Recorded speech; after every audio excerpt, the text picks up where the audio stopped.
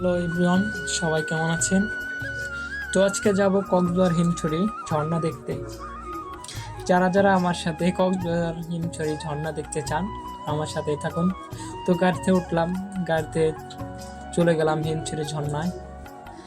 ঝর্ণা দেখার আগে মনটা চাইলো পাহাড়ের চূড়ায় উঠবো। পাহাড়ের চূড়ায় উঠে গেলাম। পাহাড়ের চূড়ায় উঠে দেখলাম কক্সবাজারের একটা বেস্ট ভিউয়ের একটা জায়গা। ভালোই লাগলো অনেক। ভিউটা দেখলাম, অনেক ভালো লাগলো।